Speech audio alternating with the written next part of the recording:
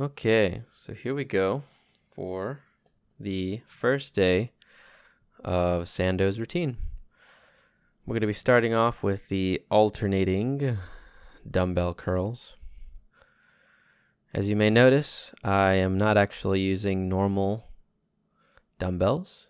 These are homemade dumbbells that I made out of PVC pipe. They weigh approximately 2.3 to 2.4 pounds. So this is actually lighter than what Sandow recommends for young boys and men age 17 and older. But I went with the PVC pipe for one reason. One, it's hard to find plates at the moment that are cheap. So I built them myself. But here, the handles for the dumbbell are actually really thick, which is one theory that I thought might actually enhance this light dumbbell system. So while I'm curling, I'm trying to squeeze and tense my muscles as much as I can, focusing on really flexing the bicep and then, of course, my forearms as well.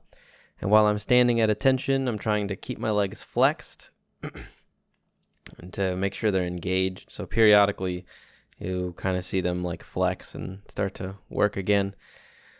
So I'm kind of dividing my attention between keeping almost my entire body, my legs focused, but also trying to really squeeze on the dumbbells.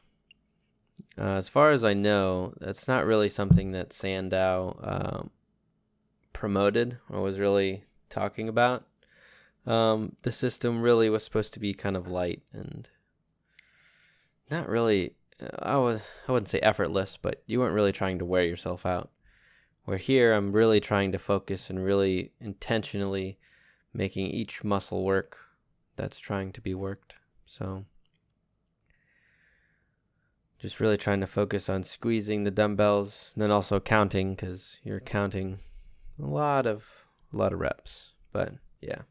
So once I'm done, I really feel it in my forearms, actually. And then after the alternating dumbbell curls, we go to reverse curls, which you do about half of. So again, I'm really just trying to focus on squeezing really the handle, and then kind of just trying to think about what muscles will be worked. So here it's the brachialis and the extensors of the forearm. But again, I try to keep my legs flexed too, because as you'll see later on in the workout, really there's not that much leg focus. A lot of upper body. But yes, this is actually the very first time that I'm running through the entire workout. Before, I've done some of the exercises just to practice, but this is actually the first time that I'm putting them all together. And as you can see on my face, it's really actually somewhat tough for 2.5 pounds or 2.4. Again, it's not really the weight that you're moving, but it's the muscles that you're really contracting. I was actually getting a really good forearm pump just from these two exercises. I had to put the dumbbells down and shake my hands out because they were burning. So the third exercise, side curls. I put one, as in you're doing one arm at a time. Some of his books and other people have said to look to the side to each arm that you're doing. Not really sure if there's a benefit to that or not, but I chose to do it just in case there was. So for these, we're doing 10 each arm, alternating.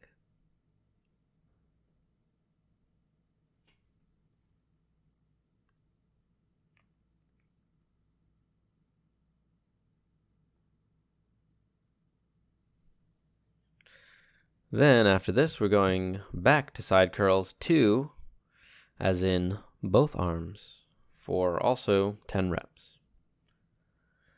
This one I was really, actually somewhat feeling it in my upper back, somewhat my traps even. But once I got to the top with the dumbbells at near my ears, I really tried to focus on those bicep muscles. again, my forearms were really working from gripping the thick handles. And then we have chest flies, standing chest flies. Sandow talks about throwing your arms back vigorously or violently, which is kind of strange, but I did that as best as I could imagine. Then you move on to shoulder press, just one dumbbell at a time. And then once you reach back or put the dumbbell back down, you kind of squeeze and try to pull your elbow close to your side and in and back. I didn't really do it back, but for the first time, I did as best as I could.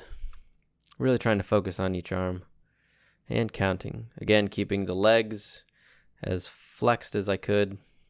Well, as often as I can remember.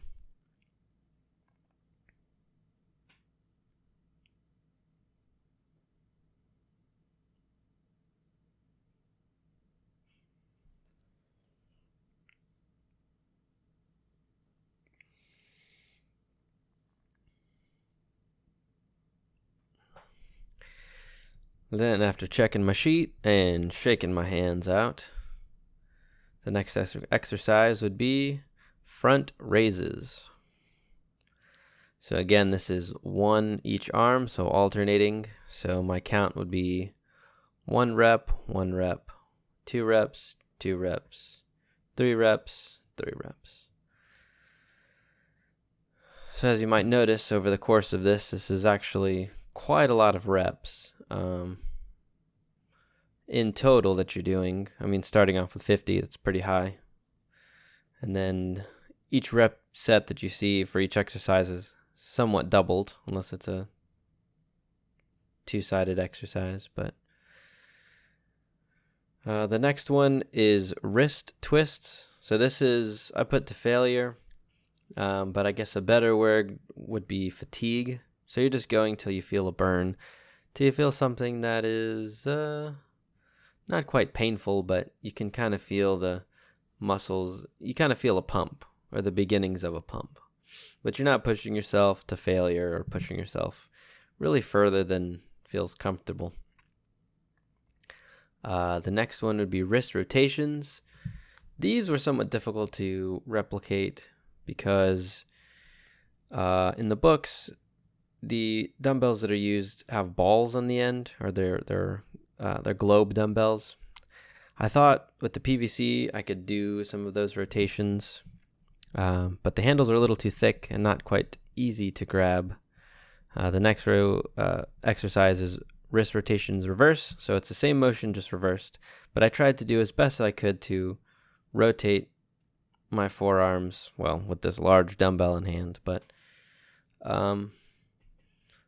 it'll feel different than the wrist twists and going in each direction, but depending on your dumbbell, it could be easier or harder. I think with the thicker handles, it's a little bit harder to rotate the wrists because the palms are more open, but perhaps there's a benefit to that. Now, the next exercise I'm still trying to figure out and get perfectly well, but it's the lunge punch. It's almost like a 45-degree angle lunge and then a punch with the opposite hand. So if you're lunging to the left, your right hand is going to be punching. And then the next set of exercises is the same, but just going in the opposite direction. So if you're going to use your right leg to lunge, you use your left leg to sort of punch out. With this light of a dumbbell, it still feels somewhat hard to know how this move is supposed to be, but in this initial stage, it's kind of good because you're focusing on form rather than moving the weight. Now, the next set of exercises, or set of reps, I actually got this wrong, but that's okay. For push-ups, I think I was actually supposed to only do 2. And the next exercise after this would be banded push-ups, which for some reason, the regular unweighted push-ups is much less than the weighted push-ups. So the next exercise, to best replicate it as I saw it in the book, because Sandow had this sort of resistance, machine that basically you attached to your neck and it applied a downward force from what I could see to your neck while you were doing a push-up. So to best replicate this, I just used a band with a very light tension. I think that one is maybe 5 to 7 pounds of resistance, possibly 10, but I kind of doubt it. But that's the one I should have done for 15 reps, and then the regular push-ups just 2. So that was my mistake, again, running this for the first time. But the next exercises are sit-ups. So for this, you're only doing 3. Later variations, you can use the dumbbells as an extra bit of resistance. But seeing as I'm not actually that good at sit-ups, I chose to just do them with my body weight. And I think I actually did 4 instead of 3, but that's okay. Now again, to further butcher my first day, at a spur of the moment, I believe it was like 25 or 26 of these squats, even though it's supposed to be 3. I guess in my head I was thinking there's absolutely no leg work in this and my legs aren't going to grow at all. But then I somewhat realized after this workout that if you're flexing and keeping your muscles taut and flexed throughout the other exercises, that your legs actually do get somewhat of a good workout. So the next day, I'm definitely only going to be doing 3 or maybe 4. I'm not sure. I think it is still 3. But here I just kind of went to not really failure, but I was starting to feel somewhat tired. Now I've squatted a lot, and so squatting is something that is comfortable to me. So I went for about 25, 26. And again, a harder variation of this is to come up on your toes or on the balls of your feet while you're squatting down, which I tried to do. I actually didn't really warm up my lower body that much, so my knees were creaking and cracking. Now the last exercise, as far as I could tell, from Strength and How to Obtain It, the book that I'm following, is the side bends. So with these, when you're coming up with a dumbbell, you try to really kind of shove it into your armpit and kind of curl it up sideways, and then reach with the other dumbbell along to the side of your knee.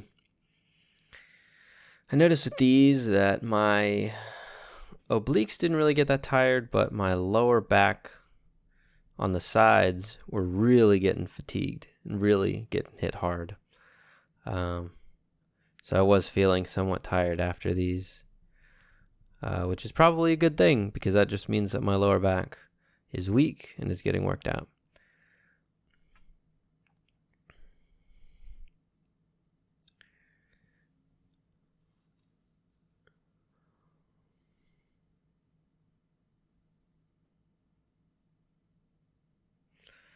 So that is the end of the very first day of working out, and I'm very relieved, but I felt very good, not tired, and happy.